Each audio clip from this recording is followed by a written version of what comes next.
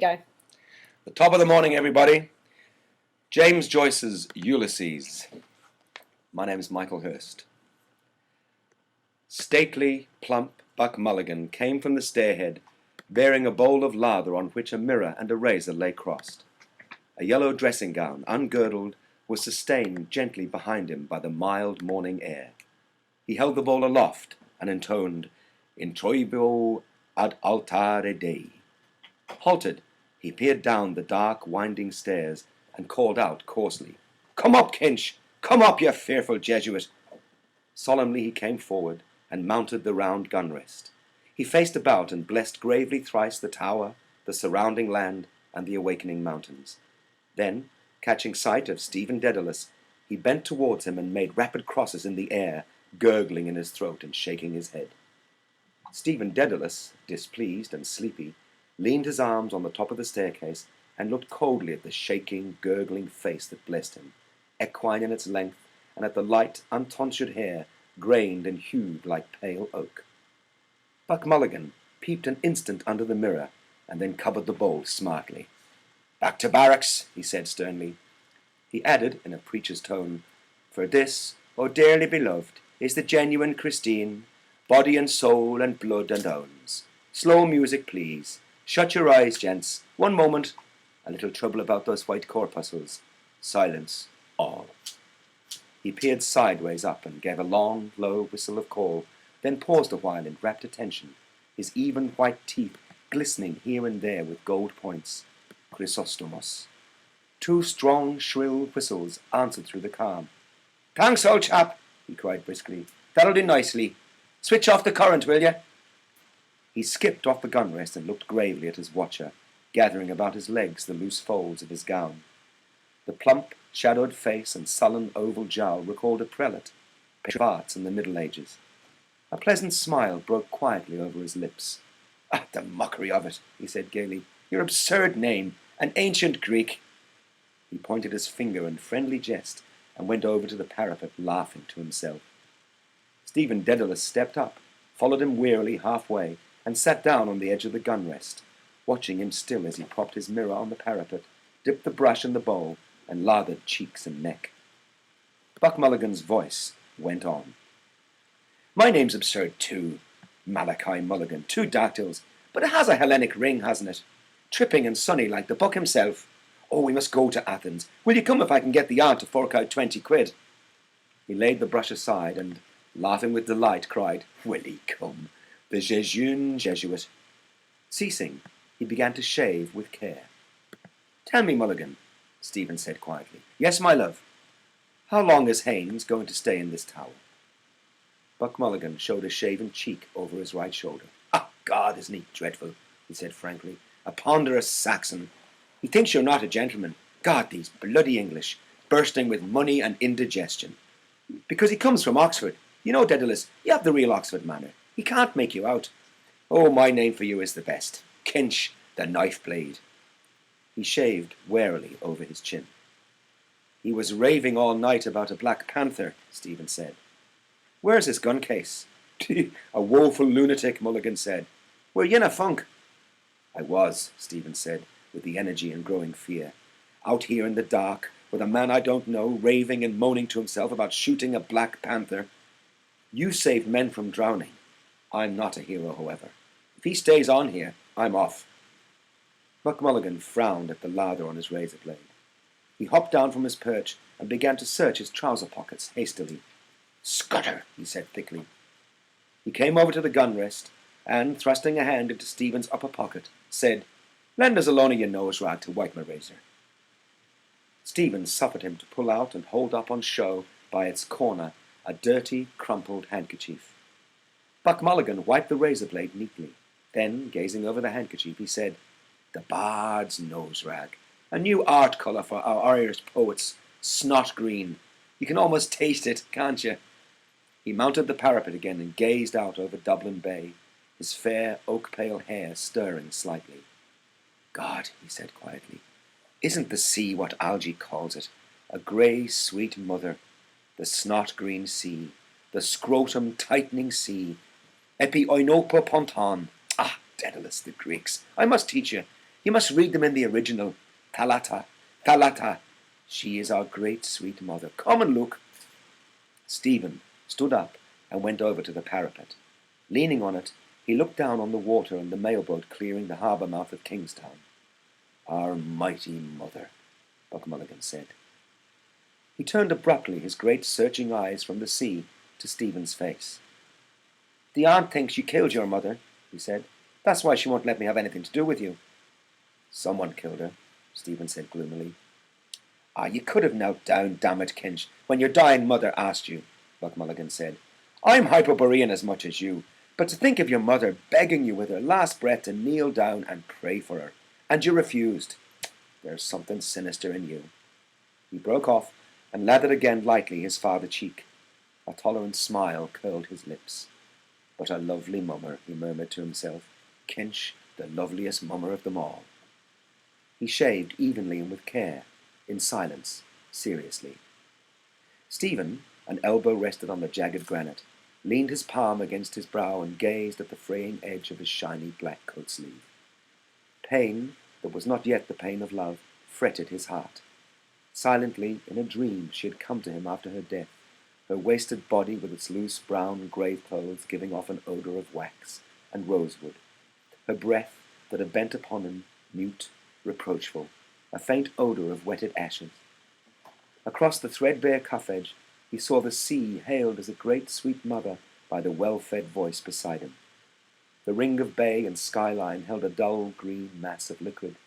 A bowl of white china had stood beside her deathbed, holding the green, sluggish bile which she had torn up from her rotting liver by fits of loud, groaning vomiting. Buck Mulligan wiped again his razor blade. Poor dog's buddy, he said in a kind voice. I must give you a shirt and a few nose rags. How are the second-hand breeks? They fit well enough, Stephen answered. Buck Mulligan attacked the hollow beneath his underlip. The mockery of it, he said contentedly. Second leg they should be. God knows what poxy bows he left them off. I have a lovely pair with a hair stripe, grey. You look spiffing in them. I'm not joking, Kinch. You look damn well when you're dressed. Thanks, Stephen said. I can't wear them if they're grey. He can't wear them, Buck Mulligan told his face in the mirror. Etiquette is etiquette. He kills his mother, but he can't wear grey trousers. He folded his razor neatly, and with stroking palps of fingers, felt the smooth skin. Stephen turned his eyes from the sea to the plump face with its smoke-blue, mobile eyes. That fellow I was with in the ship last night, said Buck Mulligan. He says you have GPI. He's up in Dottyville with Connolly Norman. General paralysis of the insane. He swept the mirror a half circle in the air to flash the tidings abroad in sunlight now radiant on the sea.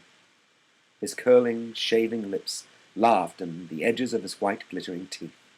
Laughter seized all his strong, well-knit trunk. Look at yourself, he said, you dreadful bard. Stephen bent forward and peered at the mirror held out to him, cleft by a crooked crack, hair on end. As he and others see me. Who chose this face for me, this dog's body to rid of vermin? It asks me too. I pinched it out of the skivvy's room, Buck Mulligan said. Oh, it does her all right. The aunt always keeps plain-looking servants for Malachi. Lead him not into temptation. And her name is Ursula. Laughing again, he brought the mirror away from Stephen's peering eyes. The rage of Caliban at not seeing his face in a mirror, he said. If Wilde were only alive to see you. Drawing back and pointing, Stephen said with bitterness, It is a symbol of Irish art, the cracked looking-glass of a servant. Buck Mulligan suddenly linked his arm in Stephen's and walked with him round the tower, his razor and mirror clacking in the pocket where he had thrust them. It's not fair to tease you like that, Kinch, is it? He said kindly. God knows you have more spirit than any of them. Parried again. He fears the lancet of my art, as I fear that of his, the cold steel pen. Cracked looking-glass of a servant. Tell that to the oxy chap downstairs and touch him for a guinea. He's stinking with money, and thinks you're not a gentleman. His old fellow made his tin by selling jalap to Zulus or some bloody swindle or other. God, Kinch, if you and I could only work together, we might do something for the island. Hellenize it. Cranley's arm. His arm. And to think of you having to beg from these swine. I'm the only one that knows what you are. Why don't you trust me more? What have you up your nose against me? Is it Haynes? If he makes any noise here, I'll bring down Seymour, and we'll give him a ragging worse than any they gave Clive Kempthorpe." Young shouts of moneyed voices in Clive Kempthorpe's rooms. Pale faces. They hold their ribs with laughter, one clasping the other. "Oh, I shall expire! Break the news to her gently, Aubrey. I shall die!" With slit ribbons of his shirt whipping the air, he hops and hobbles around the table with trousers down at heels, chased by aids of Magdalen with the tailor's shears. A scared calf's face gilded with marmalade. "I don't want to be debagged. Don't you play the giddy ox with me!" Shouts from the open window, startling evening in the quadrangle. A deaf gardener, aproned, masked with Matthew Arnold's face, pushes his mower on the sombre lawn, watching narrowly the dancing motes of grass-halms. To ourselves, new paganism, omphalos. "Let him stay," Stephen said. "There's nothing wrong with him except at night." "Then what is it?" Buck Mulligan asked impatiently. "Cough it up. I'm quite frank with you. What have you against me now?" They halted, looking toward the blunt cape of grey head that lay on the water like the snout of a sleeping whale. Stephen freed his arm quietly. "Do you wish me to tell you?" he asked. "Yes. What is it?" Buck Mulligan answered. "I don't remember anything." He looked in Stephen's face as he spoke. A light wind passed his brow, fanning softly his fair, uncombed hair, and stirring silver points of anxiety in his eyes. Stephen, depressed by his own voice, said, "You remember the first day I went to your house after my mother's death?" Buck Mulligan frowned quickly and said, "What? Where? I can't remember anything. I remember only ideas and sensations. Why? What happened in the name of God?" "We were making tea," Stephen said, "and went across the landing to get more hot water. Your mother and some visitor came out of the drawing room. She asked you who was in your room." "Yes," Buck Mulligan said. "What did I say? I forget." "You said," Stephen answered, "Oh, it's only Daedalus, whose mother is beastly dead." A flush, which made him seem younger and more engaging, rose to Buck Mulligan's cheek. "Did I say that?" he asked. "Well, what harm is that?" He shook his constraint from him nervously. "And what is death?" he asked. "Your mother's, or yours, or my own? You only saw your mother die. I see them pop off every day in the Mater in Richmond, and cut up into tripes in the dissecting room. It's a beastly thing, and nothing else. It simply doesn't matter. You wouldn't kneel down to pray for your mother on her deathbed when she asked you. Why? Because you have the cursed Jesuit strain in you, only it's injected the wrong way. To me it's all a mockery and beastly. Her cerebral lobes are not functioning. She calls the doctor Sir Peter Teasel and picks buttercups off the quilt. Humour her till it's over. You crossed her last wish in death, and yet you soak with me because I don't whinge like some hired mute from Lalouette's. Absurd! No, I suppose I did say it. I didn't mean to offend the memory of your mother." He had spoken himself into boldness. Stephen, shielding the gaping wounds which the words had left in his heart, said very coldly, "I'm not thinking of the offence to my mother." "Of what then?" said Buck Mulligan asked. "Of the offence to me," Stephen answered. Buck Mulligan swung round on his heels. "Oh, an impossible person!" he exclaimed. He walked off quickly round the parapet. Stephen stood at his post, gazing over the calm sea toward the headland. Sea and headland now grew dim. Pulses were beating in his eyes, veiling their sight, and he felt the fever of his cheeks. A voice within the tower called loudly, "Are you up there, Mulligan?" "I'm coming," Buck Mulligan answered. He turned towards Stephen and said, "Look at the sea. What does it care about offences? Chuck Loyola Kench and come on down. The Sassenach wants his morning rashers." His head halted again for a moment at the top of the staircase, level with the roof. "Don't mope over it all day," he said. "I'm inconsequent. Give up the moody brooding." His head vanished, but the drone of his descending voice boomed out of the stairhead. "And no more turn aside and brood upon love's bitter mystery, for Fergus rules the brazen cars." Wood shadows floated silently by through the morning peace from the stairhead seaward where he gazed. Inshore, and farther out, the mirror of water whitened, spurned by light-shod hurrying feet. White breast of the dim sea, the twining stresses, two by two, a hand plucking the harp-string, merging their twining chords, wave-white wedded words shimmering on the dim tide. A cloud began to cover the sun slowly, shadowing the bay in deeper green. It lay beneath him, a bowl of bitter waters. Fergus's song. I sang it above in the house, holding down the long, dark chords. Her door was open. She wanted to hear my music. Silent with awe and pity, I went to her bedside. She was crying in her wretched bed. For those words, Stephen, love's bitter mystery. Where now? Her secrets, old feather fans, tasseled dance cards, powdered with musk, a gourd of amber beads in her locked drawer. A birdcage hung in the sunny window of her house when she was a girl. She heard old Royce sing in the pantomime of Turco the Terrible, and laughed with others when he sang, I am the boy that can enjoy invisibility. Phantasmal mirth folded away, musk perfumed, and no more turn aside and brood. Folded away in the memory of nature with her toys. Memories beset his brooding brain. A glass of water from the kitchen tap when she had approached the sacrament. A cored apple filled with brown sugar roasting for her at the hob on a dark autumn evening. Her shapely fingernails reddened by the blood of squashed lice from the children's shirts. In a dream, silently, she had come to him, her wasted body with its loose grave clothes giving off an odour of wax and rosewood. Her breath bent over him with mute, secret words, a faint odour of wetted ashes. Her glazing eyes, staring out of death to shake and bend my soul, on me alone, the ghost candle to light her agony, ghostly light on the tortured face, her hoarse, loud breath rattling in horror while all prayed on their knees, her eyes on me to strike me down. Liliata rutilantum te confessorum terme succumdet, jubilantium te virginium chorus excipiat. Ghoul, chewer of corpses. No, mother, let me be, and let me live. Kinshahoy! Buck Mulligan's voice sang from within the tower. It came nearer up the staircase, calling again. Stephen, still trembling at his soul's cry, heard warm running sunlight, and in the air behind him, friendly words. Daedalus, come down like a good mosey. Breakfast is ready. Haynes is apologizing for waking us last night. It's all right. I'm coming, Stephen said, turning. Do for Jesus' sake, Buck Mulligan said. For my sake, and for all our sakes. His head disappeared and reappeared. I told him your symbol of Irish art.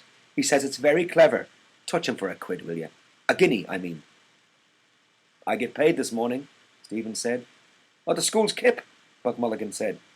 How much? 4 quid. Lend us one. If you want it, Stephen said. 4 shining sovereigns, Buck Mulligan cried with delight. Oh, we'll have a glorious drunk to astonish the druidy druids. 4 omnipotent sovereigns. He flung up his hands and tramped down the stone stairs, singing out of tune with a Cockney accent. Oh, won't we have a merry time, drinking whiskey, beer and wine on Coronation Day. Oh, won't we have a merry time on Coronation Day.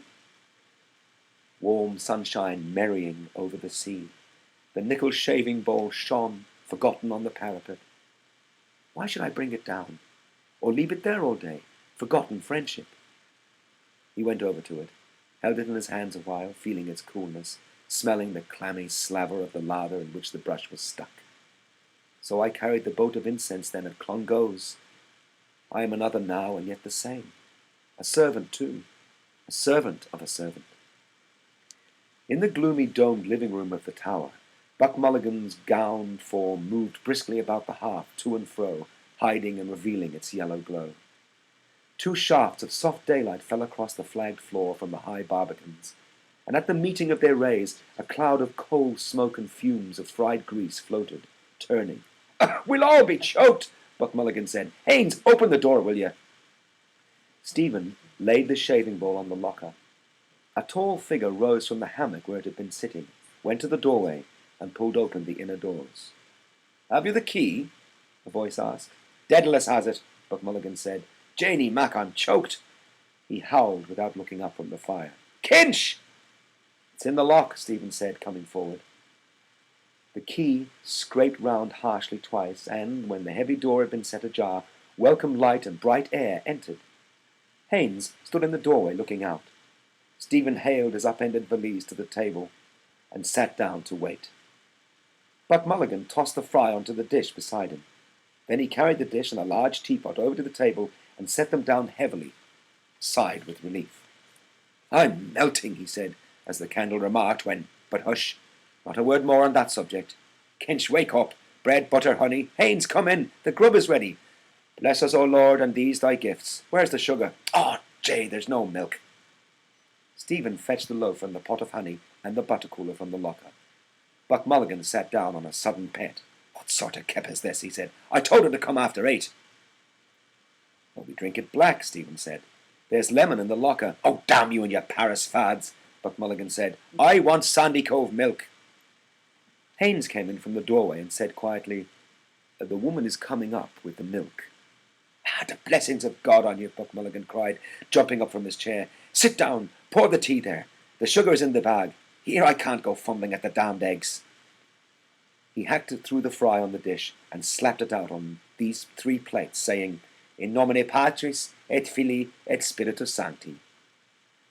Haynes sat down to pour the tea. I'm giving you 2 lumps each, he said. But I say, Mulligan, you do make strong tea, don't you? Buck Mulligan, hewing thick slices from the loaf, said in an old woman's wheedling voice, When I makes tea, as old Mother Grogan said, and when I makes water, I makes water. By Jove, it is tea, Haynes said. Buck Mulligan went on, hewing and wheedling. So I do, Mrs. Cahill, says she.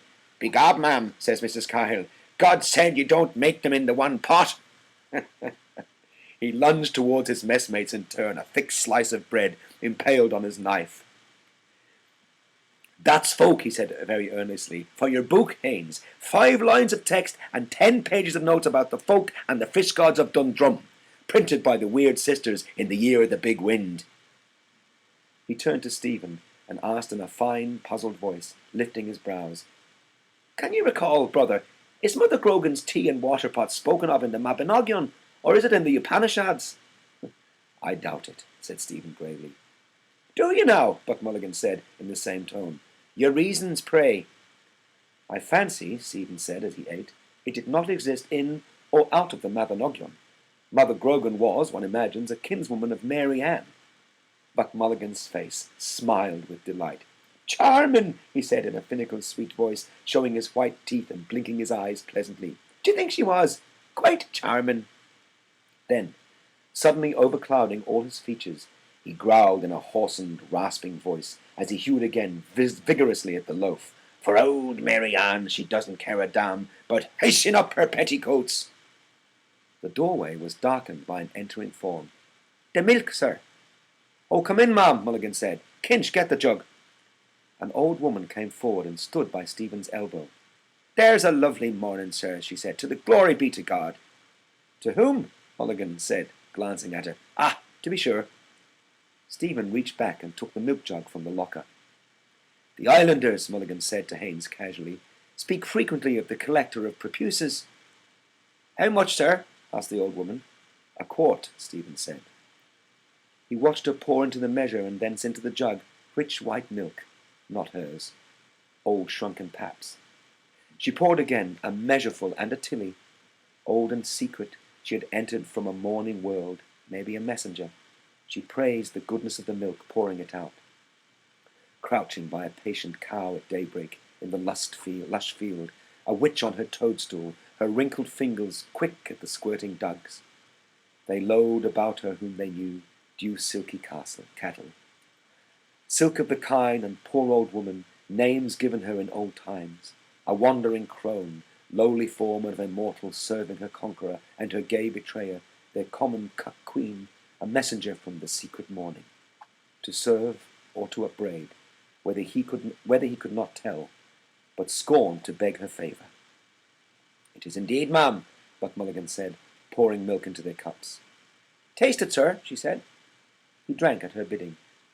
"Oh, if only we could live on good food like that," he said to her somewhat loudly. "We wouldn't have the country full of rotten teeth and rotten guts, living in a bog swamp, eating cheap food, and the streets paved with dust, horse dung, and consumptive spits."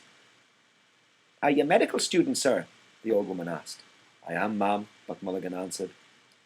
Stephen listened in scornful silence. She bows her old head to a voice that speaks to her loudly, her bone-setter, her medicine-man. Me she slights. To the voice that will shrive and oil for the grave all there is out of her but her woman's unclean loins, of man's flesh made, not in God's likeness, the serpent's prey. And to the loud voice that now bids her be silent with wandering, unsteady eyes. "Do you understand what he says?" Stephen asked her. "Is it French you're talking, sir?" the old woman said to Haynes. Haynes spoke to her again, a longer speech, confidently. "Irish," Buck Mulligan said. "Is there Gaelic on you?" "I thought it was Irish," she said, "by the sound of it. Are you from the West, sir?" "I'm an Englishman," Haynes answered. "He's English," Buck Mulligan said, "and he thinks we ought to speak Irish in Ireland." "Well, sure we ought to," the old woman said, "and I'm ashamed I don't speak the language myself. I'm told it's a grand language by them that knows." "Grand is no name for it," said Buck Mulligan. "Wonderful entirely. Fill us out some more tea, kids, would you? Would you like a cup, ma'am?" "No, thank you, sir," the old woman said, slipping the ring of the milk can on her forearm and about to go. Haynes said to her, "Have you your bill? We'd better pay her, Mulligan, hadn't we?" Stephen filled again 3 cups. "Bill, sir," she said, halting. "Well, it's 7 mornings a pint at 2pence is 7 twos is a shilling, and 2pence over, and those mornings 3 mornings a quart at 4pence is 3 quarts is a shilling, and 1 and 1 is 2 and 2, sir." Buck Mulligan sighed, and having filled his mouth with a crust, thickly buttered on both sides, stretched forth his legs and began searching his trouser pockets. "Pay up and look pleasant," Haynes said to him, smiling. Stephen filled a 3rd cup, a spoonful of tea colouring faintly the thick, rich milk. Buck Mulligan brought up a florin, twisted it round his fingers, and cried, "A miracle!" He passed it along the table towards the old woman, saying, "Ask nothing more of me, sweet. All I can give you, I give." Stephen laid the coin in her uneager hand. "We'll owe 2pence, he said. "Time enough, sir," she said, taking the coin. "Time enough. Good morning, sir." She curtsied and went out, followed by Buck Mulligan's tender chant. "Heart of my heart, were it more, more would be laid at your feet." He turned to Stephen and said, "Seriously, Dedalus, I'm stony. Hurry out to your school kip and bring us back some money. Today the bards must drink and junket. Ireland expects that every man this day will do his duty." "That reminds me," Haynes said, rising, "that I have to visit your National Library today." "Our swim first," Buck Mulligan said. He turned to Stephen and asked blandly, "Is this the day for your monthly wash, Kench?" Then he said to Haynes, "The uncleed bard makes a point of washing once a month." "All Ireland is washed by the Gulf Stream," Stephen said as he let honey trickle over a slice of the loaf. Haynes, from the corner where he was knotting easily a scarf about the loose collar of his tennis shirt, spoke. "I intend to make a collection of your sayings, if you'll let me." "Speaking to me.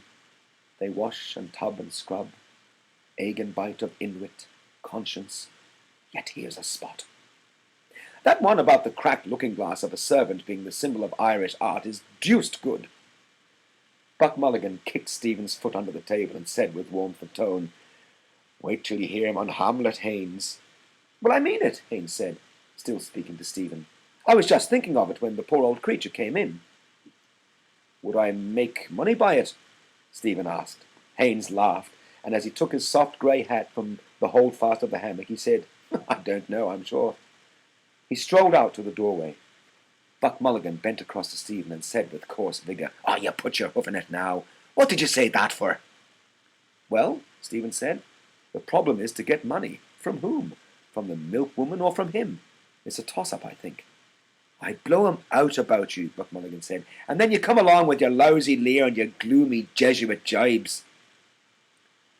"I see little hope," said Stephen, "from her or from him." Buck Mulligan sighed tragically and laid his hand on Stephen's arm. "From me, Kench," he said. In a suddenly changed tone, he added, "To tell you the God's truth, I think you're right. Damn all else they're good for." Why don't you play them as I do? To hell with them all. Let's get out of the kip. He stood up, gravely ungirdled, and disrobed himself of his gown, saying resignedly, Mulligan is stripped of his garments. He emptied his pockets onto the table. There's your snot rag, he said. And putting on his stiff collar and rebellious tie, he spoke to them, chiding them, and to his dangling watch chain. His hands plunged and rummaged in his trunk while he called for a clean handkerchief. Agenbite of inwit. God, we'll simply have to dress the character. I want puce gloves and green boots. Contradiction. Do I contradict myself? Very well then, I contradict myself. Mercurial Malachi, a limp black missile, flew out of his talking hands. And there's your Latin quarter hat, he said. Stephen picked it up and put it on. Haynes called to them from the doorway. Are you coming, fellows? I'm ready, Buck Mulligan answered, going towards the door. Come out, Kinch. You've eaten all we've left, I suppose. Resigned, he paused out with the grave words and gait, saying well nigh with sorrow, and going forth he met Butterly. Stephen, taking his ash plant from its leaning place, followed them out, and as they went down the ladder, pulled to the slow iron door and locked it. He put the huge key in his inner pocket. At the foot of the ladder, Buck Mulligan asked, Did you bring the key? I have it, Stephen said, preceding them. He walked on. Behind him, he heard Buck Mulligan club with his heavy bath towel the leader shoots of ferns or grasses. Down, sir! How dare you, sir? Haynes asked, Do you pay the rent for this tower? 12 quid, Buck Mulligan asked.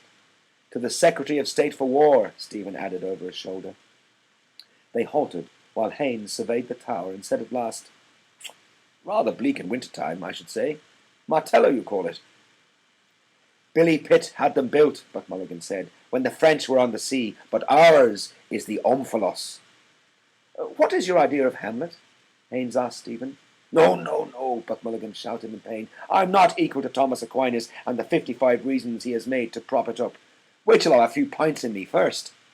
He turned to Stephen, saying as he pulled down neatly the peaks of his primrose waistcoat, You couldn't manage it under 3 pints, Kinch, could you? It has waited so long, Stephen said listlessly. It can wait longer. Oh, you pique my curiosity, Haynes said amiably. Is it some paradox? Pwah, Buck Mulligan said. We've grown out of wild and paradoxes. It's quite simple. He proves by algebra that Hamlet's grandson is Shakespeare's grandfather, and that he himself is the ghost of his own father. What? Said Haynes, beginning to point at Stephen. He himself. Buck Mulligan slung his towel stolewise round his neck, and bending in loose laughter, said to Stephen's ear, Oh, shade of Kinch the elder, Japhet in search of a father. We're always tired in the morning, Stephen said to Haynes, and it is rather long to tell. Buck Mulligan, walking forward again, raised his hands. The sacred pint alone can unbind the tongue of Daedalus, he said. I mean to say, Haynes explained to Stephen as they followed this tower and these cliffs, this tower and these cliffs here remind me somehow of Elsinore, that beetles o'er his base into the sea, isn't it? Buck Mulligan turned suddenly for an instant towards Stephen, but did not speak. In the bright, silent instant, Stephen saw his own image in cheap, dusty mourning between their gay attires. It's a wonderful tale, Haynes said, bringing them to a halt again. Eyes, pale as the sea wind freshened, paler, firm, and prudent. The sea's ruler, he gazed southward over the bay, empty save for the smoke plume of the mailboat, vague on the bright skyline, and a sail taken by the Muglins. I read a theological interpretation of it somewhere, he said, bemused. The father and the son idea. The son striving to be atoned with the father. Buck Mulligan at once put on a blithe, broadly smiling face. He looked at them, his well-shaped mouth open happily, his eyes, from which he had suddenly withdrawn all shrewd sense, blinking with mad gaiety. He moved a doll's head to and fro, the brims of his Panama hat quivering, and began to chant in a quiet, happy, foolish voice. I'm the queerest young fellow that you ever heard. Me mother's a Jew, me father's a bird. With Joseph the joiner I cannot agree, so here's to disciples and Calvary. He held up a forefinger of warning. If anyone thinks that I am to divine, he'll get no free drinks when I'm making the wine. but have to drink water and wish it were plain, that I make when the wine becomes water again." He tugged swiftly at Stephen's ash plant in farewell, and, running forward to a brow of the cliff, fluttered his hands at his sides like fins or wings of one about to rise in the air, and chanted, "Goodbye now, goodbye, write down all I said, and tell Tom, Dick, and Harry I rose from the dead. What's bred in the bone cannot fail me to fly, and Olivet's breezy, goodbye now, goodbye." He capered before them down towards the 40-foot hole, fluttering his wing-like hands, leaping nimbly. Mercury's hat quivering in the fresh wind that bore back to them his brief, bird-like cries. Haynes, who had been laughing guardedly, walked on beside Stephen and said, "Oh, we oughtn't to laugh, I suppose. He's rather blasphemous. I'm not a believer myself, that is to say. Still, his gaiety takes the harm out of it somehow, doesn't it? What did he call it? Joseph the Joiner?" "The Ballad of Joking Jesus," Stephen answered. "Oh," Haynes said. "You've heard it before?" "3 times a day, after meals," Stephen said dryly. "You're not a believer, are you?" Haynes asked. "I mean, a believer in the narrow sense of the word. Creation from nothing, and miracles, and the personal God." "There's only one sense of the word, it seems to me," Stephen said. Haynes stopped to take out a smooth silver case in which twinkled a green stone. He sprang it open with his thumb and offered it. "Thank you," Stephen said, taking a cigarette. Haynes helped himself and snapped the case too. He put it back in his side pocket and took from his waist pocket a nickel tinder box, sprang it open too, and, having lit his cigarette, held the flaming spunk towards Stephen in the shell of his hands. "Yes, of course," he said, as they went on again. "Either you believe or you don't, isn't it? Personally, I couldn't stomach the idea of a personal God. You don't stand for that, I suppose?" "You behold in me," Stephen said with grim displeasure, "a horrible example of free thought." He walked on, waiting to be spoken to, trailing his ash plant by his side. Its ferrule followed lightly in the path, squealing its heels. My familiar, after me calling, "Stephen!" A wavering line along the path. They will walk on it tonight, coming here in the dark. He wants the key. It's mine. I paid the rent. Now I eat his salt bread. Give him the key too. All. He will ask for it. That was in his eyes. "After all," Haynes began. Stephen turned and saw that the cold gaze which had measured him was not all unkind. "After all, I should think you're able to free yourself. You are your own master, it seems to me." "I'm a servant of 2 masters," Stephen said, "an English and an Italian." "Italian?" Haynes said. "A crazy queen, old and jealous, kneeled down before me."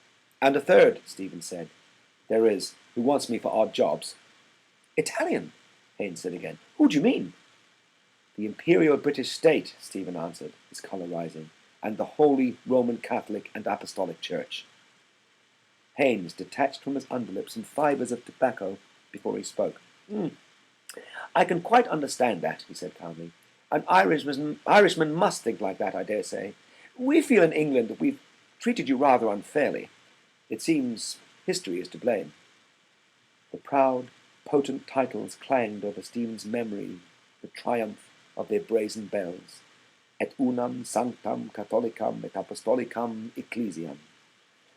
The slow growth and change of rite and dogma, like his own rare thoughts, a chemistry of stars, symbol of the apostles and the Mass for Pope Marcellus, the voice blended, singing alone, aloud in affirmation, and behind their chant the vigilant angel of the church militant disarmed and menaced her heresiarchs, a horde of heresies fleeing with mitres away. Photius and the brood of mockers of whom Mulligan was one, and Arius warring his life long upon the consubstantiality of the Son with the Father, and Valentine spurning Christ's terrene body, and the subtle African heresiarch Sabellius, who held that the Father was himself his own Son. Words Mulligan had spoken a moment since in mockery to the stranger. Idle mockery. The void awaits surely all of them that weave the wind, a menace, a disarming and a worsting from those embattled angels of the church, Michael's host, who defend her ever in the hour of conflict with their lances and their shields. Hear, hear, prolonged applause. Zut! Nom de Dieu! Of course, I'm a Britisher, Haynes' voice said, and I feel as one. I don't want to see my country fall into the hands of German Jews either. That's our national problem, I'm afraid, just now. Two men stood at the verge of the cliff, watching. Businessman, boatman. She's making for Bullock Harbour. The boatman nodded toward the north of the bay with some disdain. There's 5 fathoms out there, he said. It'll be swept up that way when the tide comes in about 1. It's 9 days today. The man was drowned. A sail veering about the blank bay, waiting for a swollen bundle to pop up, roll over in to the sun, a puffy face, salt white. Here I am. They followed the winding path down to the creek. Buck Mulligan stood on a stone in shirt sleeves, his unclipped tie rippling over his shoulder. A young man, clinging to a spur of rock near him, moved slowly frog-wise, his green legs in the deep jelly of the water. "Is the brother with you, Malachi?" "Down in Westmeath, with the Bannons." "Still there? I got a card from Bannon. Says he found a sweet young thing down there. Photo girl, he calls her. And snapshot, eh? Brief exposure." Buck Mulligan sat down to unlace his boots. An elderly man shot up near the spur of rock, a blowing red face. He scrambled up by the stones, water glistening on his pate and on its garland of grey hair, water rilling over his chest and paunch and spilling jets out of his black, sagging loincloth. Buck Mulligan made way for him to scramble past, and, glancing at Haynes and Stephen, crossed himself piously with his thumbnail at brow and breastbone. "Seymour's back in town," the young man said, grasping again his spur of rock. "Chucked medicine and going in for the army." "Ah, go to God," Buck Mulligan said. "Going over next week to Stew. You know that Red Carlisle girl, Lily? Yes, spooning with him last night on the pier. The father is rotten with money." "Is she up the pole?" "Better ask Seymour that." "Seymour, a bleeding officer," Buck Mulligan said. He nodded to himself as he drew off his trousers and stood up, saying tritely, "Red-headed woman, buck like goats." He broke off in alarm, feeling his side under his flapping shirt. "My 12th rib is gone," he cried. "I'm the Ubermensch, Toothless Kench and I, the Supermen." He struggled out of his shirt and flung it behind him to where his clothes lay. "Are you going in here, Malachi?" "Yes, make room in the bed."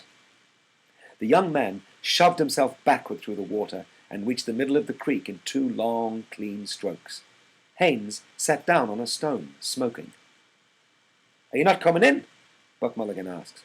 "Later on," Haynes said. "Not breakfast." Stephen turned away. "I'm going, Mulligan," he said. "Well, give us the key, Kinch," Buck Mulligan said, "to keep my chemise flat." Stephen handed him the key. Buck Mulligan laid it across his heaped clothes. "And 2pence," he said, "for a pint. Throw it there." Stephen threw 2 pennies on the soft heap, dressing, undressing. Buck Mulligan, erect, with joined hands before him, said solemnly, "He who stealeth from the poor lendeth to the Lord. Thus spake Zarathustra." His plump body plunged. "We'll see you again," Haynes said, turning as Stephen walked up the path and smiled at wild Irish. Horn of a bull, hoof of a horse, smile of a Saxon. "The ship!" Buck Mulligan cried. "12:30. "Good," Stephen said. He walked along the upward curving path. Liliata rutilantium, terma secundet, jubilantium te virgini. The priest's grey nimbus in a niche where he dressed discreetly. "I will not sleep here tonight. Home also I cannot go." A voice, sweet-toned and sustained, called to him from the sea.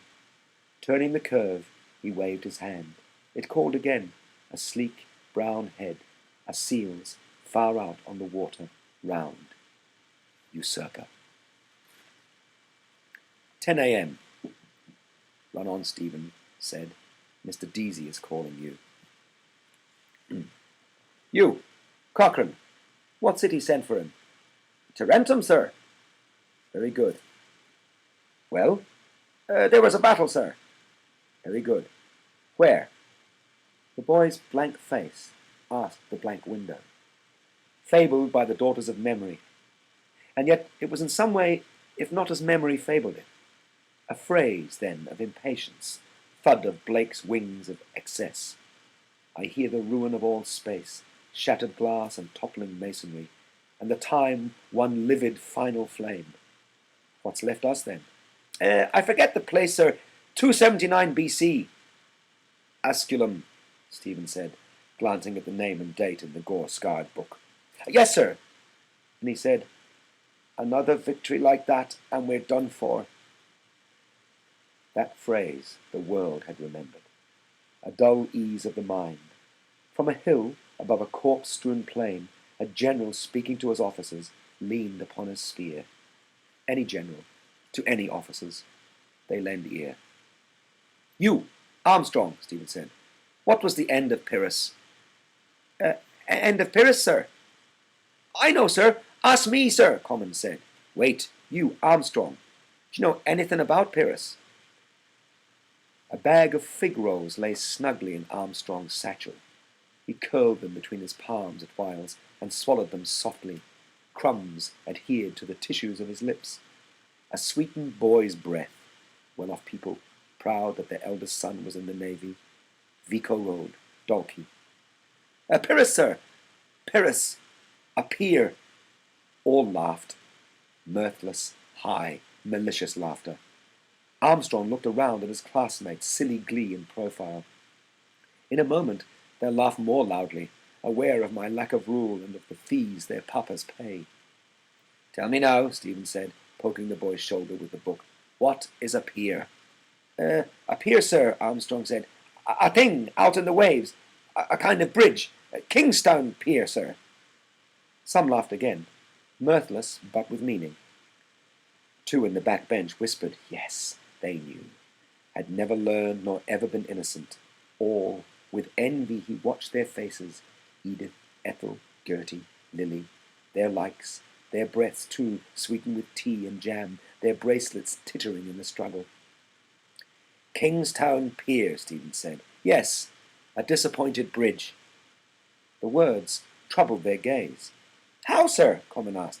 A bridge is across a river. For Haynes' chapbook. No one here to hear.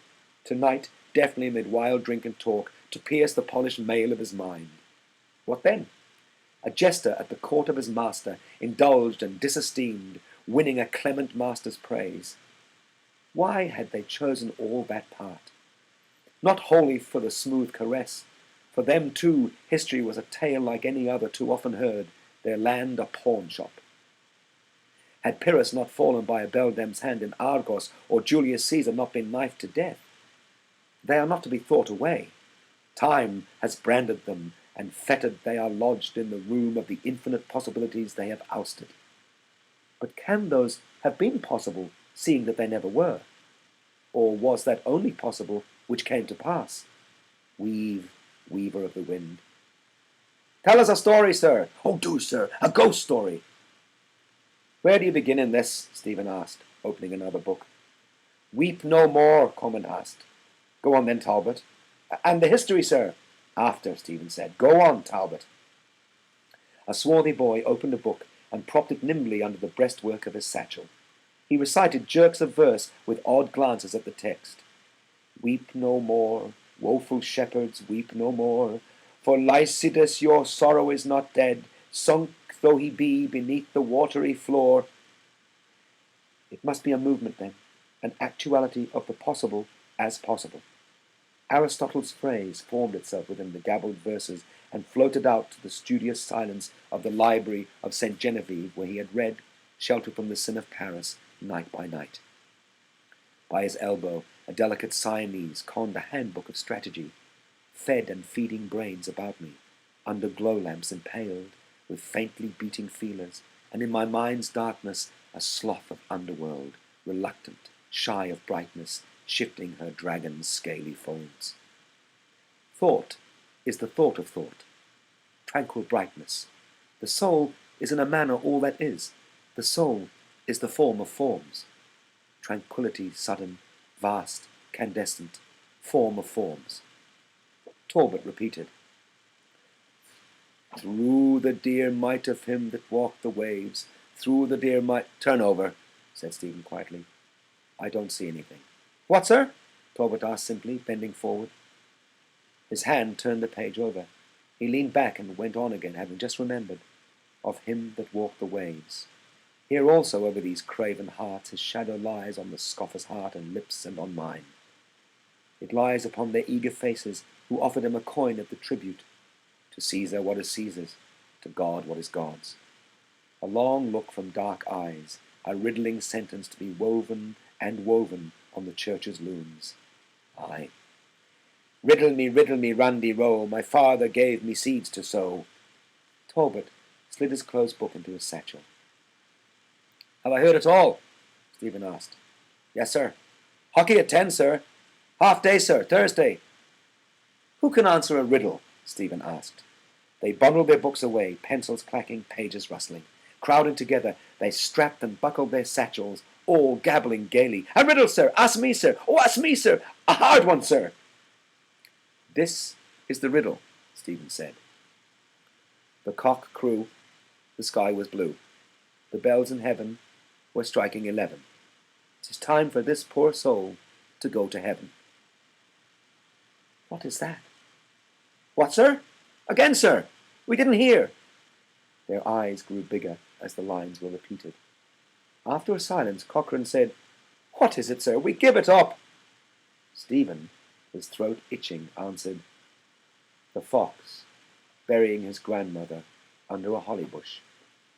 He stood up and gave a shout of nervous laughter, to which their cries echoed dismay. A stick struck the door, and a voice in the corridor called, Hockey! They broke asunder, sidling out of their benches, leaping them. Quickly they were gone, and from the lumber room came the rattle of sticks and clamour of their boots and tongues.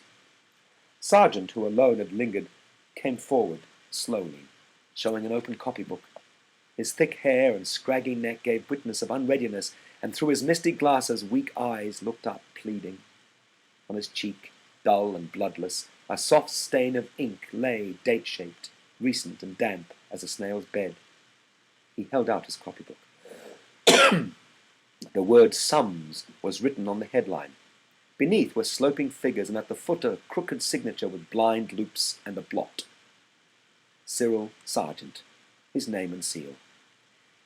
Mr. Deasy told me to write them all out again, he said, and show them to you, sir. Stephen touched the edges of the book. Futility. Do you understand how to do them now? He asked. Numbers 11 to 15, Sargent answered. Mr. Deasy said I was to copy them off the board, sir. Can you do them yourself? Stephen asked. No, sir. Ugly and futile. Lean neck and thick hair and a stain of ink, a snail's bed. Yet someone had loved him, borne him in her arms and in her heart. But for her the race of the world would have trampled him underfoot, a squashed, boneless snail. She had loved his weak, watery blood drained from her own. Was that then real? The only true thing in life? His mother's prostrate body, the fiery Columbanus and holy zeal bestrode. She was no more. The trembling skeleton of a twig burnt in the fire, an odour of rosewood and wetted ashes.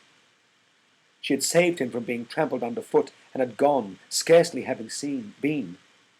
A poor soul gone to heaven, and on a heath, beneath winking stars, a fox, red reek of rapine in his fur, with merciless bright eyes, scraped in the earth, listened, scraped up the earth, listened, scraped and scraped. Sitting at his side, Stephen solved out the problem. He proves by algebra that Shakespeare's ghost is Hamlet's grandfather. Sargent peered askance through his slanted glasses. Hockey sticks rattled in the lumber room, the hollow knock of a ball and calls from the field. Across the page, the symbols moved in a grave Morris, in the mummery of their letters, wearing quaint caps of squares and cubes. Give hands, traverse, bow to partner, so, imps of fancy of the moors, gone too from the world, Averroes and Moses Maimonides, dark men in mien and movement, flashing in their mocking mirrors the obscure soul of the world, a darkness shining in brightness which brightness could not comprehend. Do you understand now? Can you work out the second for yourself? Yes, sir. In long, shaky strokes, Sargent copied the data. Waiting always for a word of help, his hand moved faithfully the unsteady symbols, a faint hue of shame flickering behind his dull skin. amor matris, subjective and objective genitive. With her weak blood and whey sour milk, she had fed him and hid him from sight of others, his swaddling bands. Like him was I, these sloping shoulders, this gracelessness. My childhood bends beside me. Too far for me to lay a hand there once or lightly. Mine is far and as secret as our eyes. Secrets, silent, stony, sit in the dark palaces of both our hearts. Secrets weary of their tyranny, tyrants willing to be dethroned. The sun was done. It's very simple, Stephen said, as he stood up. Yes, sir. Thanks, Sergeant answered. He dried the page with a sheet of thin blotting paper and carried his copybook back to his desk. You'd better get out your stick and go out to the others, Stephen said, as he followed towards the door of the boy's graceless form. Yes, sir. In the corridor his name was heard, called from the playfield. Sergeant! Run on, Stephen said. Mr. Deasy is calling you.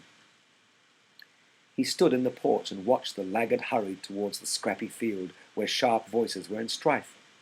They were sorted in teams, and Mr. Deasy came stepping over wisps of grass with gaitered feet. When he'd reached the schoolhouse, voices again contending called to him. He turned his angry white moustache. What is it now? He cried continually without listening. Cochrane and Halliday are on the same side, sir, Stephen said. Will you wait in my study for a moment, Mr. Deasy said, till I restore order here? And as he stepped fussily back across the field, his old man's voice cried sternly, What's the matter? What is it now? Their sharp voices cried about him on all sides. Their many forms closed around him, the garish sunshine bleaching the honey of his idled head. Stale, smoky air hung in the study with the smell of drab, abraded leather of its chairs. As on the first day, he bargained with me here. As it was in the beginning, is now. On the sideboard the tray of Stuart coins, base treasure of a bog, and ever shall be. And snug in their spoon case of purple plush, faded the 12 apostles having preached to all the Gentiles, world without end. A hasty step over the stone porch and in the corridor. Blowing out his rare moustache, Mr. Deasy halted at the table. First, our little financial settlement, he said. He brought out of his coat a pocketbook bound by leather thong. It slapped open, and he took from it 2 notes, one of joined halves, and laid them carefully on the table. Strapping, and 2, he said, strapping and stowing his pocketbook away. And now his strong room for the gold. Stephen's embarrassed hand moved over the shells heaped in the cold stone mortar, whelks and money cowries and leopard shells, and this hoard as an emir's turban, and this the scallop of St. James, an old pilgrim's hoard, dead treasure, hollow, shells. A sovereign fell, bright and new, on the soft pile of the tablecloth. 3, Mr. Deasy said, turning his little savings box about in his hand. These are handy things to have, see? This is for sovereigns, this is for shillings, sixpences, and half-crowns. And here, crowns, see? He shot from it 2 crowns and 2 shillings. 3.12, he said. I think you'll find that's right. Thank you, sir, Stephen said, gathering the money together with shy haste and putting it all in a pocket of his trousers. Oh, no thanks at all, Mr. Deasy said. You've earned it. Stephen's hand, free again, went back to the hollow shells, symbols, too, of beauty and of power. A lump in my pocket. Symbols soiled by greed and misery. Don't carry it like that, Mr. Deasy said. You'll pull it out somewhere and lose it. You just buy one of these machines. You'll find them very handy. Answer something. Mine would often be empty, Stephen said. The same room and hour, the same wisdom, and I the same. 3 times now, 3 nooses round me here. Well, I can break them in this instant if I will. Because you don't save, Mr. Deasy said, pointing his finger. You don't yet know what money is. Money is power. When you have lived as long as I have. I know. If youth but knew. What does Shakespeare say? Put money in thy purse? Iago, Stephen murmured. He lifted his gaze from the idle shells to the old man's stare. Yes, he knew what money was, Mr. Deasy said. He made money. A poet, but an Englishman, too. Do you know what is the pride of the English? Do you know what is the proudest word you will ever hear from an Englishman's mouth? The sea's ruler. His sea-cold eyes looked on the empty bay. History is to blame, on me and on my words, unhating. That on his empire, Stephen said, the sun never sets? Bah! Mr. Deasy cried. That's not English. A French Celt said that. He tapped his savings box against his thumbnail. I will tell you, he said solemnly. What is the proudest boast? I paid my way. Good man, good man. I paid my way. I never borrowed a shilling in my life. Can you feel that? I owe nothing. Can you? Mulligan, £9, 3 pairs of socks, 1 pair of brogues, ties. Curran, 10 guineas. McCann, 1 guinea. Fred Ryan, 2 shillings. Temple, 2 lunches. Russell, 1 guinea. Cousins, 10 shillings. Bob Reynolds, half a guinea. Kohler, 3 guineas. Mrs. McKernan, 5 weeks' board. The lump I have is useless. For the moment, no, Stephen answered. Mr. Deasy laughed with rich delight, putting back his savings box. I knew you couldn't, he said joyously, but one day you must feel it. We are a generous people, but we must also be just. I fear those big words, Stephen said, which makes us so unhappy.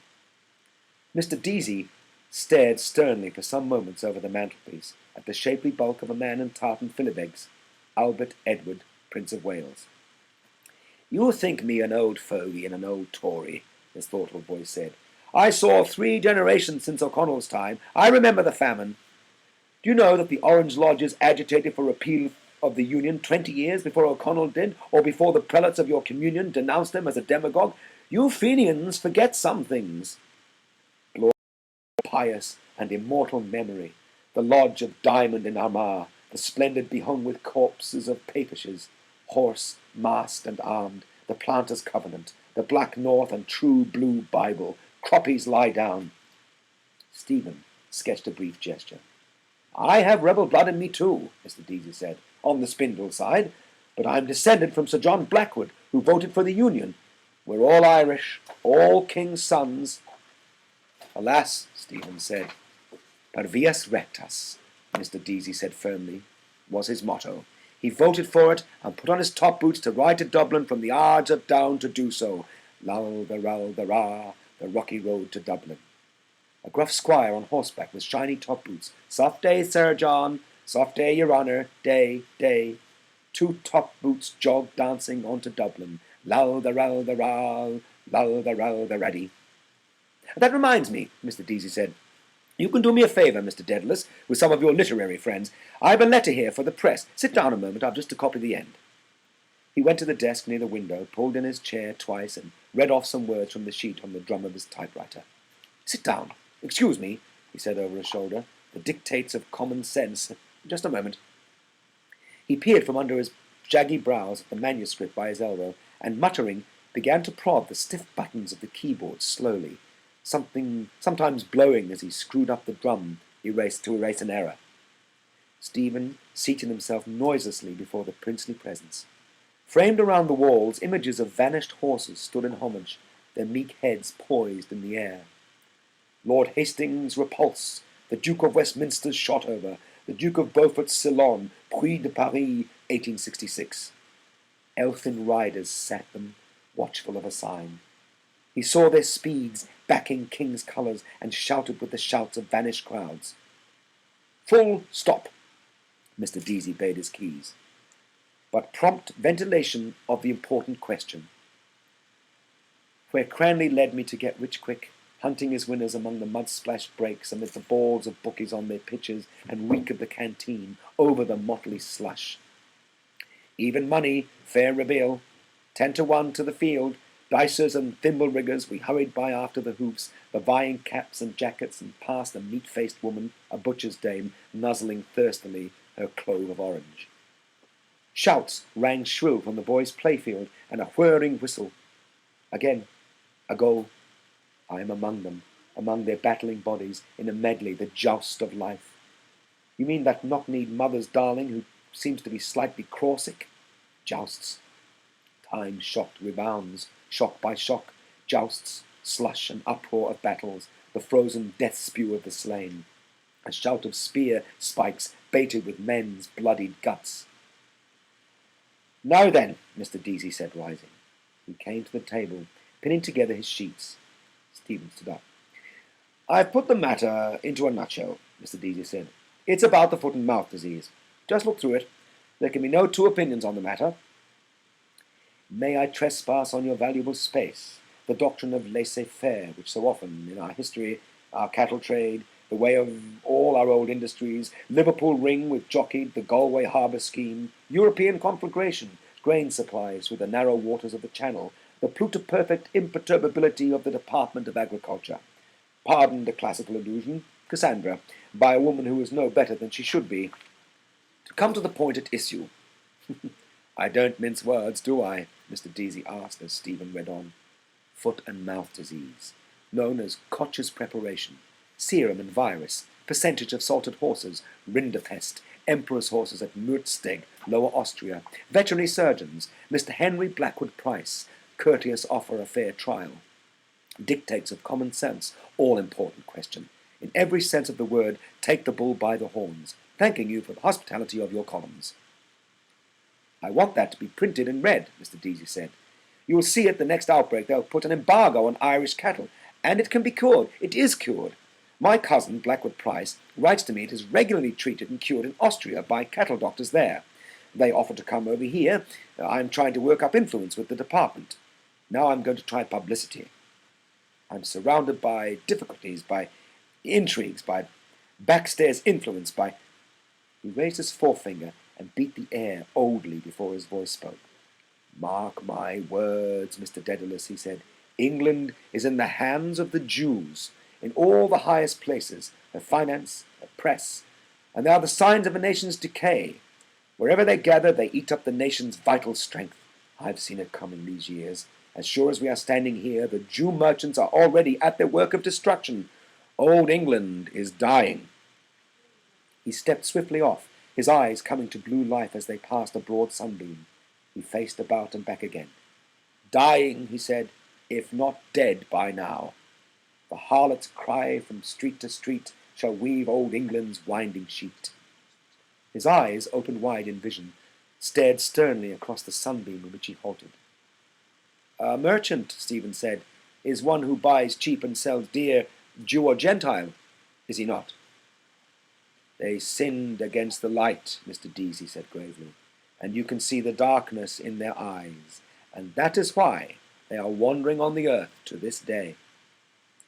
On the steps of the Paris Stock Exchange, the gold-skinned men, quoting prices on their gemmed fingers, gabble of geese. They swarmed aloud, uncouth about the temple, their heads thick-plotting under maladroit silk hats.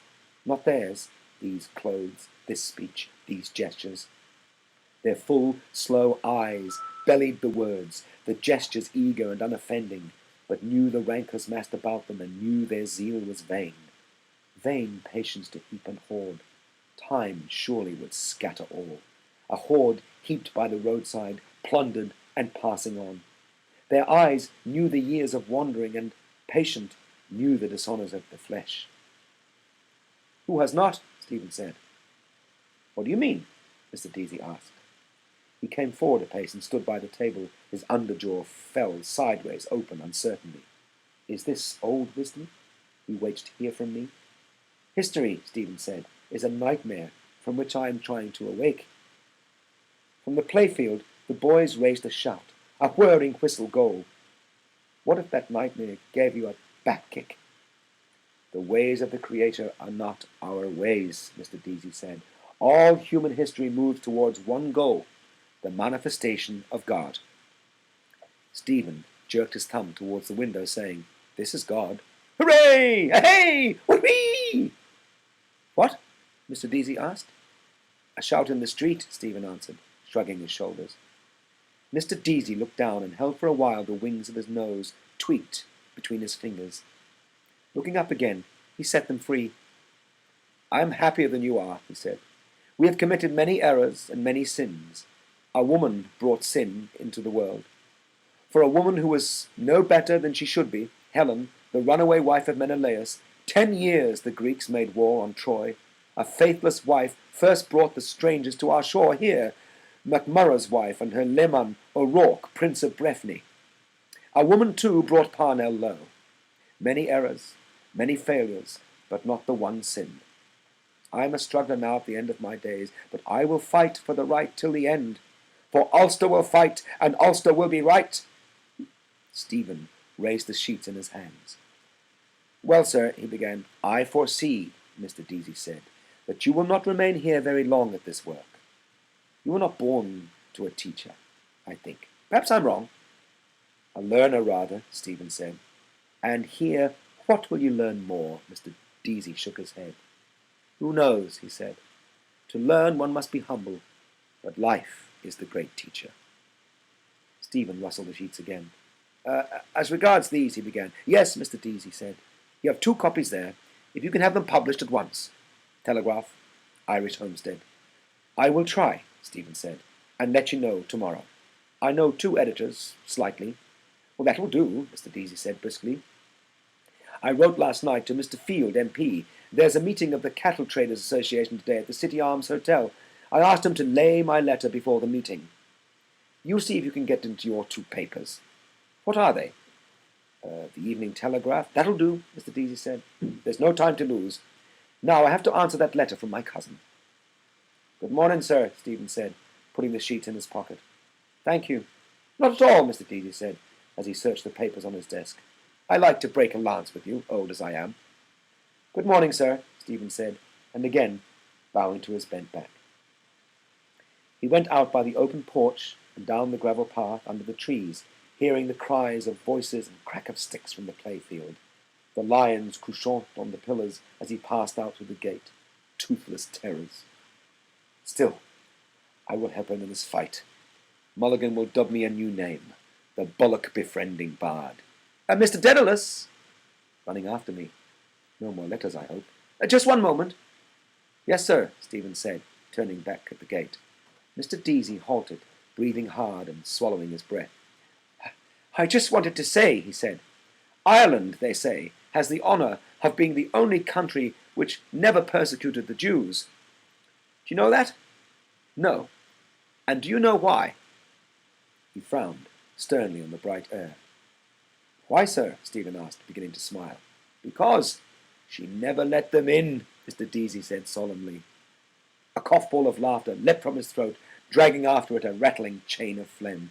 He turned back quickly, coughing, laughing, his lifted arms waving to the air. She never let them in, he cried again through his laughter as he stamped on gated feet over the gravel path. That's why! On his wise shoulders, through the checkerwork of leaves, the sun flung spangles, dancing coins.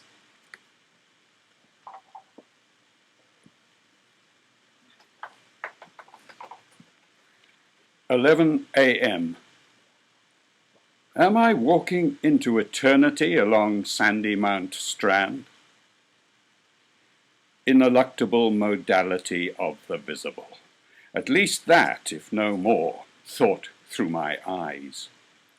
Signatures of all things I am here to read, sea spawn and sea wrack, the nearing tide, that rusty boot, snot green, blue silver, rust, coloured signs, limits of the diaphan.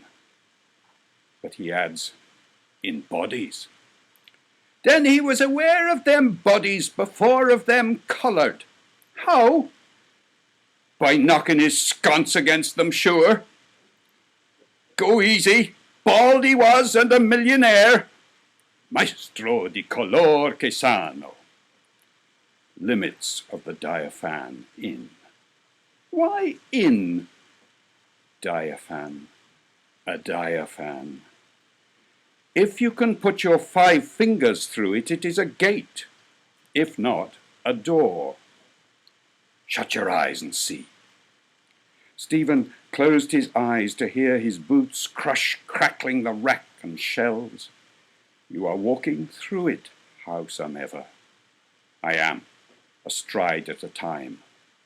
A very short space of time through very short times of space. 5, 6. The Nachainanda. Exactly. And that is the ineluctable modality of the audible. Open your eyes. No. Jesus! If I fell over a cliff that beetles o'er his base, fell through the Nachainanda ineluctably. I'm getting on nicely in the dark.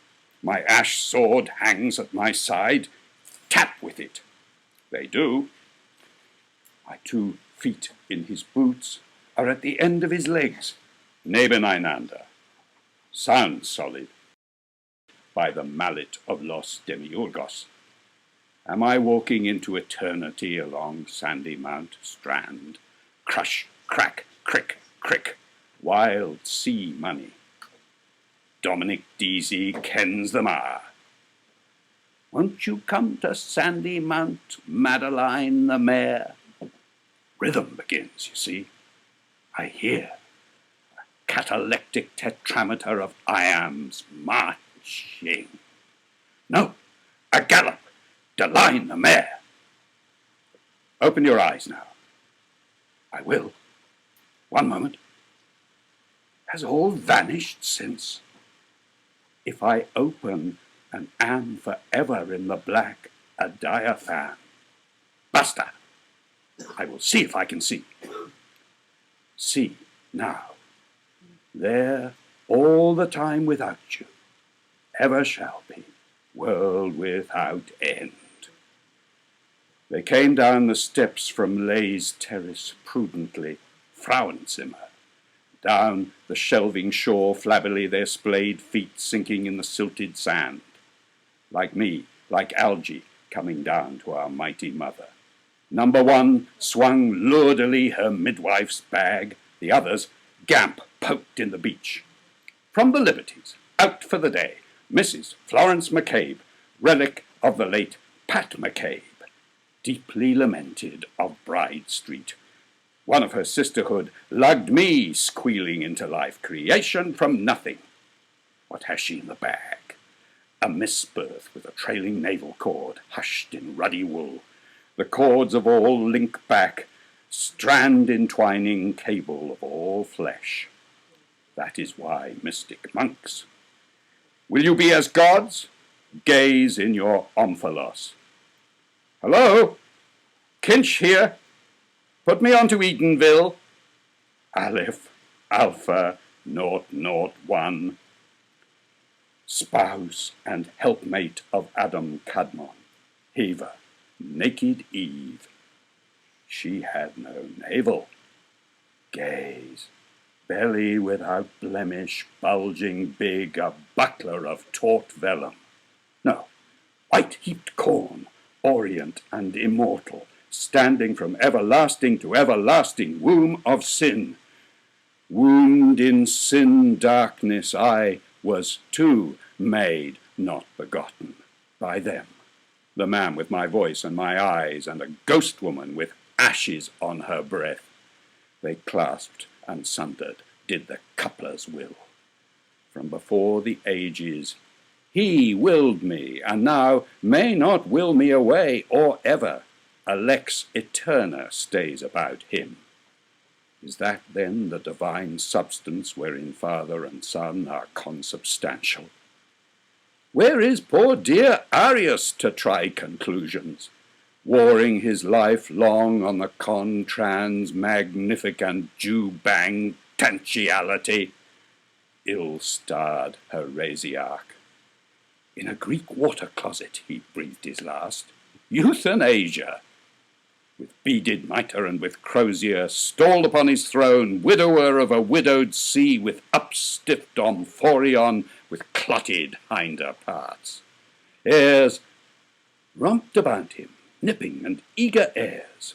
They're coming, waves, the white maned seahorses champing, bright wind bridled the steeds of Mananaan. Mustn't forget his letter for the press. And after? The ship, 12:30. By the way, go easy with the money like a good young imbecile. Yes, I must. His pace slackened. Here. Am I going to Aunt Sarah's or not? my consubstantial father's voice. Did you see anything of your artist brother Stephen lately? No? Sure he's not down in Strasbourg Terrace with his Aunt Sally? Couldn't he fly a bit higher than that, eh? And tell us, Stephen, how is Uncle Si? Oh, weeping God, the things I married into. The boys up in the hayloft, the drunken little cuss-draw and his brother the cornet player, highly respectable gondoliers, and skew-eyed Walter, sirring his father no less. Sir, yes, sir, no, sir, Jesus wept, and no wonder, by Christ. I pull the wheezy bell of their shuttered cottage and wait. They take me for a dun, peer out of a coign of vantage. It's Stephen, sir. Let him in. Let Stephen in. A bolt drawn back, and Walter welcomes me. We thought you were someone else. In his broad bed, Nuncle Richie, pillowed and blanketed, extends over the hillock of his knees a sturdy forearm, clean-chested. He's washed his upper moiety. Morrow, nephew. He lays aside the lapboard whereon he drafts his bills of costs for the eyes of Master Goff and Master Chaplain Tandy, filing consents and common searches, and a writ of duces tecum. A bog oak frame over his bald head. Wilds requiescat. The drone of his misleading whistle brings Walter back. Yes, sir. Malt for Richie and Stephen. Tell mother. Where is she? Bathing Chrissy, sir. Papa's little pet pal. Lump of love. No, Uncle Richie. Call me Richie. Damn your Lithia water. It lowers. Whiskey! Uncle Richie, really? Sit down, or by the law, Harry, I'll knock you down. Walter squints vainly for a chair. He's nothing to sit down on, sir. He's nowhere to put to it, you mug. Bring in our Chippendale chair. Would you like a bite of something? None of your damned lawdy-daw airs. Here, the rich of a rasher fried with a herring. Sure? So much the better. We've nothing in this house but backache pills. Alerta. He drones bars of Ferrando's aria di sortita. The grandest number, Stephen, in the whole opera. Listen. His tuneful whistle sounds again, finely shaded with rushes of the air, his fists big drumming on his padded knees. This wind is sweeter. Houses of decay, mine, his and all. You told the Clongowes gentry you had an uncle, a judge, and an uncle, a general in the army. Come out of them, Stephen. Beauty is not there, nor in the stagnant bay of Marsh's library where you read the fading prophecies of Joachim Abbas. For whom? The 100-headed rabble of the cathedral close. A hater of his kind ran from them to the wood of madness, his mane foaming in the moon, his eyeballs stars, Wynnum horse-nostrilled, the oval equine faces, Temple, Buck Mulligan, Foxy Campbell, Lantern Jaws. Abbas, father, furious dean, what offence laid fire to their brains? Puff!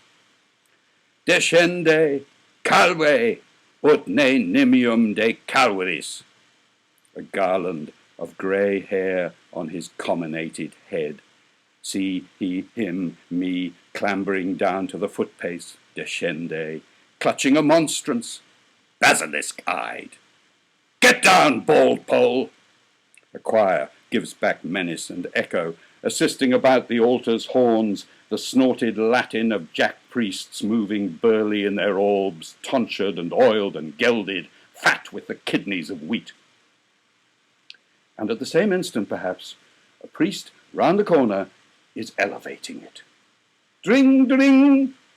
And 2 streets off, another, locking it into a pyx. Dring-a-dring!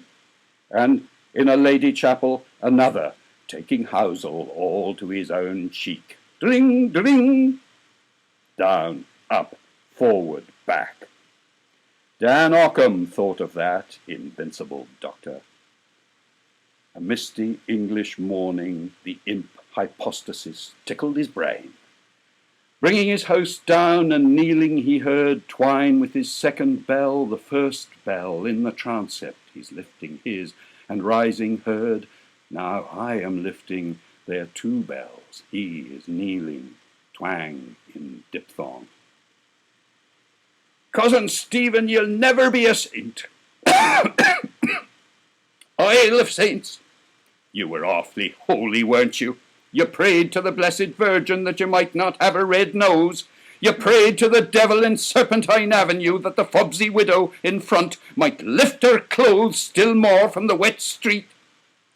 Oh, si, certo. Sell your soul for that, do, dyed rags pinned around a squaw. More, tell me more still. On the top of the Howth tram, alone, crying to the rain, naked women. What about that, eh? What about what?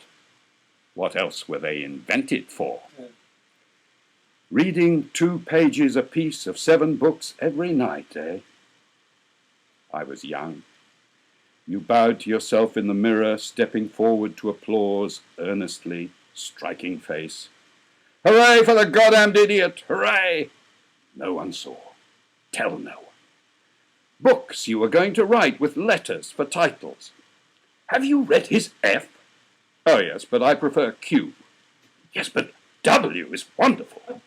Oh, yes, W. Remember your epiphanies on green oval leaves, deeply deep, copies to be sent if you died to all the great libraries of the world, including Alexandria. Someone was to read them there after a few thousand years, a Mahamanvantara. Pico della Mirandola like. Aye, very like a whale. When one reads these strange pages of one long ago, one feels that one is at one with one who once... The grainy sand had gone from under his feet. His boots trod again the damp, crackling mast, razor shells, squeaking pebbles that on the unnumbered pebbles beats, wood sieved by shipworm, lost armada. Unwholesome sandflats waited to suck his treading soles, breathing upwards sewage breath. He coasted them, walking warily. A porter bottle stood up, stogged to its waist in the cakey sand dough, a sentinel isle of dreadful thirst. Broken hoops on the shore. At the land, a maze of dark, cunning nets. Further away, chalk-scrawled back doors, and on the higher beach, a drying line with 2 crucified shirts. Ring's End, wigwams of brown steersmen and master mariners, human shells. He halted. I've passed the way to Aunt Sarah's. Am I not going there? Seems not. No one about. He turned northeast and crossed the firmer sand toward the pigeon house. Qui vous a mis dans cette fichue position? C'est le pigeon, Joseph. Patrice, home on furlough, lapped warm milk with me in the Bar McMahon. Son of the wild goose, Kevin Egan of Paris. My father's a bird. He lapped the sweet lait chaud with pink young tongue, plump bunny's face, lap, lapin. He hopes to win in the gros lot. About the nature of women he read in Michelet. But he must send me La Vie de Jesus by Monsieur Léo Taxil. Lent it to his friend. C'est tordant, vous savez. Moi, je suis socialiste. Je ne crois pas en l'existence de Dieu. Faut pas le dire à mon père. Il croit? Mon père, oui. Schluss. He laps. My Latin Quarter hat. God, we must simply dress the character. I want puce gloves. You were a student, weren't you? Of what in the other devil's name? P-Z-N. P-C-N. You know, physique, chimique et naturelle. eating your groat's worth of moor civet, flesh pots of Egypt elbowed by belching cabmen. Just say in the most natural tone, "When I was in Paris, boule miche, I used to say, yes, used to carry punched tickets to prove an alibi if they arrested you for murder somewhere. Justice. On the night of the 17th of February, 1904, the prisoner was seen by 2 witnesses. Other fellow did it, other me. Hat, tie, overcoat, nose. Louis, c'est moi." You seem to have enjoyed yourself. Proudly walking. Whom were you trying to walk like? Forget, a dispossessed. With mother's money order, 8 shillings. The banging door of the post office, slammed in your face by the usher. Hunger, toothache. Encore 2 minutes. Look, clock. Must get. Fermé. Hired dog, shoot him to bloody bits with a bang shotgun. Bits, man, spattered walls, all brass buttons. Bits all crack-clack in place, clack back. Not hurt? Oh, that's all right. Shake hands. See what I meant, see? Oh, that's all right. Shake a shake. Oh, that's all only all right. You were going to do wonders, what? Missionary to Europe after fiery Columbanus. Fiacre and Scotus on their creepy stools in heaven, spilt from their pint pots, loud Latin laughing. Oige, oige! Pretending to speak broken English as you dragged your valise, porter threepence across the slimy pier at New Haven. Come on! Rich booty you brought back. Le tutu, 5 tattered numbers of pantalon blanc et culotte rouge, a blue French telegram, curiosity to show. Mother dying, come home. Father. The aunt thinks you killed your mother. That's why she won't. Then here's a health to Mulligan's aunt, and I tell you the reason why. She always kept things decent in the Hannigan family. His feet marched in sudden proud rhythm over the sand furrows along by the boulders of the south wall. He stared at them proudly, piled stone mammoth skulls. Gold light on sea, on sand, on boulders. Sun is there, slender trees, the lemon houses. Paris, rawly waking, crude sunlight on her lemon streets, moist pith of fowls of bread, the frog-green wormwood, her matin incense, caught the air. Bell'uomo rises from the bed of his wife's lover's wife. The kerchiefed housewife is astir, a saucer of acetic acid in her hands. In Rhodos, Yvonne and Madeleine new make their tumbled beauties, shattering with gold teeth, chaussons of pastry, their mouths yellowed with the pus of flan breton. Faces of Paris men go by, their well-pleased pleasers, curled conquistadores. Noon slumbers. Kevin Egan rolls gunpowder cigarettes through fingers smeared with printer's ink, sipping his green fairy as Patrice his white. About us, gobblers fork spiced beans down their gullets. Un demi-septier. A jet of coffee stream from the burnished cauldron. She serves me at his beck. Il est Irlandais. Hollandais? Non fromage? Deux Irlandais, nous. Irlande, vous savez. Ah, oui. She thought you wanted a cheese hollandais. Your post-prandial. You know that word? Post-prandial? There was a fellow I knew once in Barcelona, queer fellow, used to call it his post-prandial. Well, slancher. Around the slabbed tables, the tangle of whined breaths and grumbling gorges. His breath hangs over our sauce-stained plates, the green fairy's fang thrusting between his lips. Of Ireland, the Dalcassians, of hopes, conspiracies, of Arthur Griffith now. To yoke me as his yoke-fellow, our crimes, our common cause. You're your father's son. I know the voice. His fustian shirt, sanguine-flowered, trembles its Spanish tassels at his secrets. Monsieur Drummond, famous journalist. Drummond, you know what he called Queen Victoria? Old hag with the yellow teeth. Vieille ogresse with the dents jaunes. Maud Gunn, beautiful woman. La Patrie, Monsieur Millevoix, Félix Faure. You know how he died? Licentious men. The fröken, bonne à tout faire, who rubs male nakedness in the bath at Uppsala. Moi faire, she said. Tous les messieurs. Not this, monsieur, I said. Most licentious custom. Bath a most private thing. I wouldn't let my brother, not even my own brother. Most lascivious thing. Green eyes, I see you. Fang, I feel. Lascivious people. The blue fuse burns deadly between hands and burns clear. Loose tobacco shreds catch fire aflame, and acrid smoke light our corner, raw face bones under his peep of dayboy's hat. How the head centre got away, authentic vision. Got up as a young bride. Man, veil orange blossoms, drove out the road to Malahide. Did faith!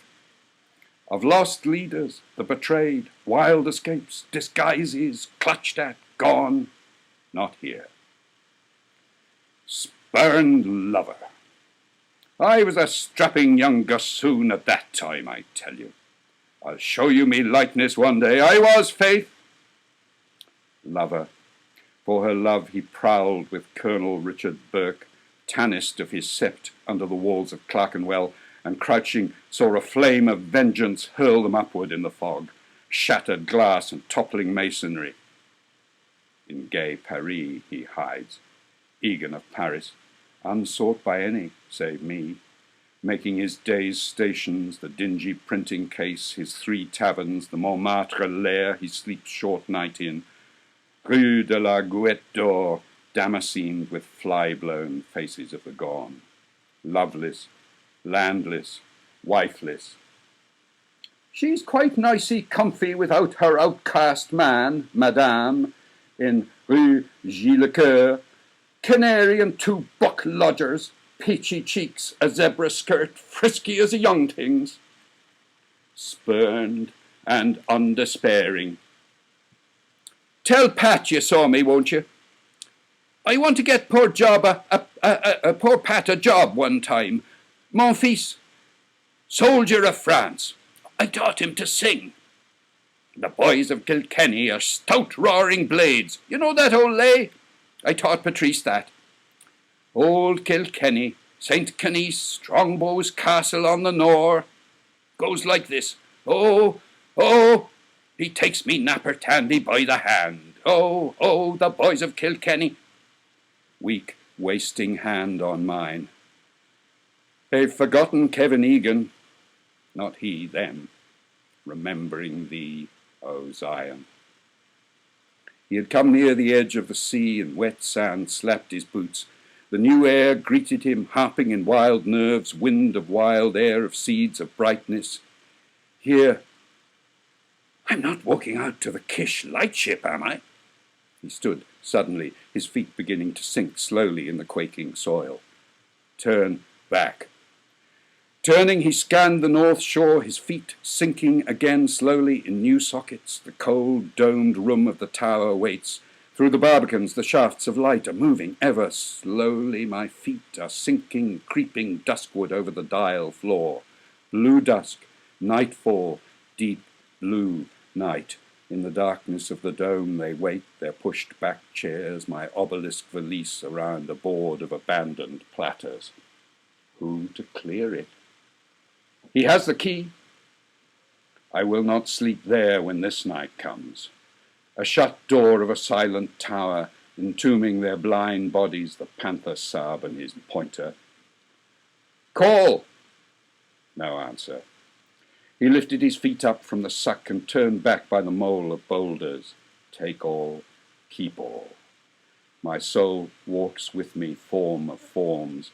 So, in the moon's mid-watches, I pace the path above the rocks in sable silvered, hearing Elsinore's tempting flood.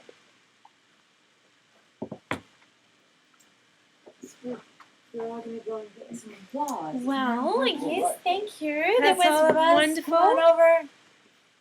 We've got our Guinness at the ready, I think. Oh, a can of Guinness for Michael. Guinness. Your Guinness.